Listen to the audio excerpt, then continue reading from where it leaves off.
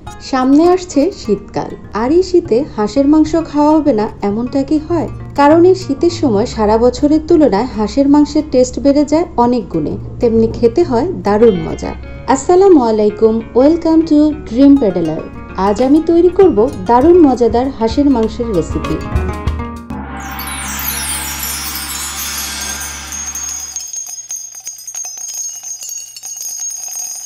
হাঁসের মাংস তৈরি করতে যা যা লাগছে, আমি এখানে 1 কেজি পরিমাণ একটি হাঁস নিয়েছি। তারপর নিয়েছি 1.5 কাপ পরিমাণ পেঁয়াজ কুচি, 1 চা চামচ পরিমাণ হলুদ বাটা। আমি এখানে হলুদ গুঁড়োকে পানি দিয়ে গুলিয়ে পেস্ট করে নিয়েছি। তারপর নিয়েছি শুকনো মরিচ বাটা 2 টেবিল চামচ পরিমাণ, 1/2 কাপ পরিমাণ সরিষার তেল।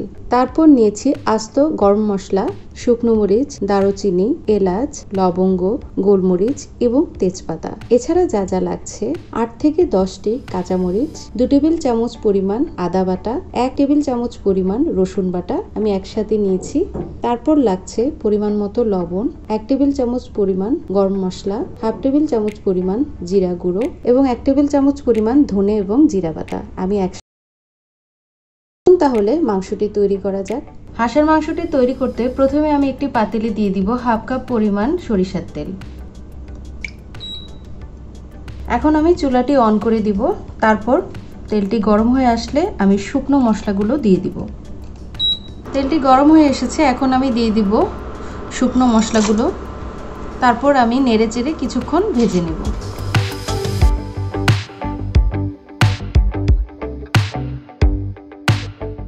আমার মশলাগুলো ভাজা হয়ে গিয়েছে, এখন আমি দিয়ে দিব শুকনো মরিচ বাটা।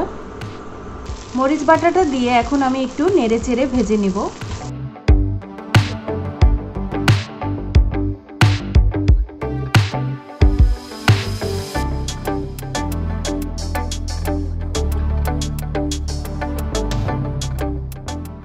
এখন আমি দিয়ে দিব অল্প পরিমাণ পানি। আমি মরিচ বাটাটা যে বাটিতে রেখেছিলাম ওই বাটিতে একটু পানি দিয়ে তারপর দিয়ে দিলাম।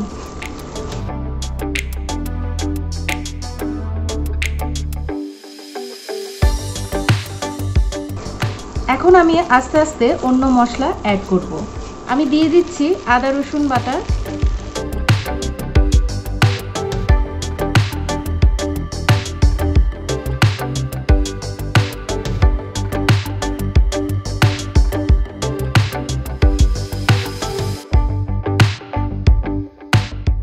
এখন আমি দিয়ে দিব জিরা বাটা এবং ধনে বাটা।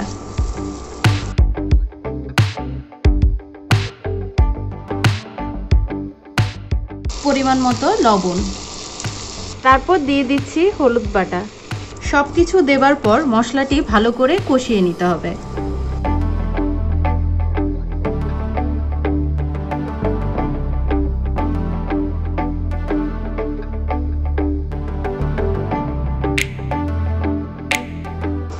আমি এখানে অল্প পরিমাণ পানি অ্যাড করব।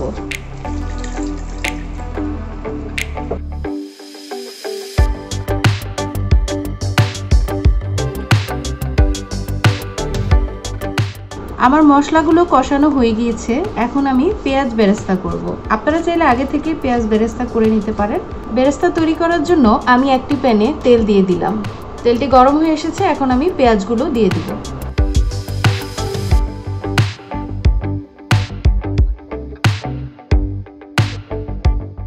পেঁয়াজ বেরেস্তা কিন্তু একদম বেশি ভাজা ভাজা করা যাবে না, হালকা হলে উঠিয়ে নিলে হবে। আমি পেঁয়াজ বেরেস্তাগুলো হালকা করে ভেজে নিয়েছি, দেখতে পাচ্ছেন। এখন আমি চুলা থেকে উঠিয়ে নিচ্ছি। আমি এখন কষানো মশলাগুলোর সাথে মাংসগুলো দিয়ে দিব।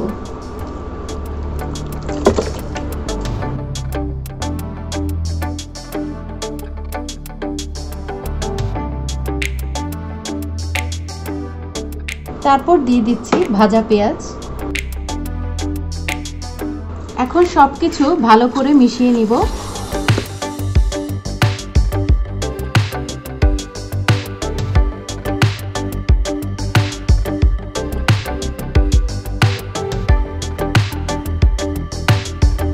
মশলাগুলো ভালো করে মিশিয়ে নেওয়ার পর আমি এখন ঢাকনা দিব। আমি এখন কোনো পানি অ্যাড করব না, কারণ হাঁসের মাংস থেকেই পর্যাপ্ত পানি বের হবে। তার জন্য আমি 30 থেকে 40 মিনিট ঢাকনা দিয়ে রান্না করব। ফিরে আসলাম 40 মিনিট পর। আমার হাঁসের মাংস কিন্তু অলরেডি হয়ে এসেছে। আমি এখন এর উপরে কিছু কাঁচামরিচ দিয়ে দিব, তারপর আবারও ঢাকনা দিয়ে প্রায় 15 মিনিটের মতো রান্না করব। তার মধ্যে ঝোলটাও হালকা শুকিয়ে আসবে। ফিরে আসছি আবারও 15 মিনিট পর। ফিরে আসলাম আবারও 15 মিনিট পর। এখন আমি ঢাকনাটা তুলে নিচ্ছি। আমার হাঁসের মাংস একদম তৈরি হয়ে গিয়েছে, আর আমার পছন্দ মতন ঝোলটাও কিন্তু কমে গিয়েছে। আপনারা চাইলে ঝোল যদি আরও বেশি রাখতে চান সেই ক্ষেত্রে বেশি রাখতে পারেন, বা আরও কম রাখতে চাইলে আরও কিছুক্ষণ মাংসটি রান্না করতে হবে। তো আমার মাংসটি রেডি হয়ে গেছে, এখন আমি চুলা থেকে উঠিয়ে আপনাদের পরিবেশন করে দেখাচ্ছি।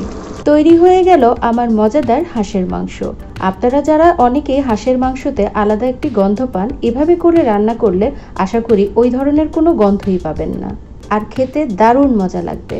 বেশি সময় ধরে কষানোর কারণে কালারটা কিন্তু চমৎকার আসবে। আর এরকম একটা হাঁস ভুনার সঙ্গে খেতে পারেন লুচি, পরোটা, ভাত, যে কোনো কিছুই। আর তার সাথে যদি চালের রুটি হয় তাহলে তো কথাই নেই। আশা করি আমার এই রেসিপিটি আপনাদের অনেক ভালো লাগবে। আর ভালো লেগে থাকলে বাসায় একবার হলো এই শীতে অবশ্যই হাঁসের মাংসটি ট্রাই করবেন, এবং কেমন লেগেছে আমাকে কিন্তু কমেন্ট করে জানাতে ভুলবেন না। আমার চ্যানেলটি সাবস্ক্রাইব করবেন। আজকের মতো বিদায় নিচ্ছি। আল্লাহ হাফেজ।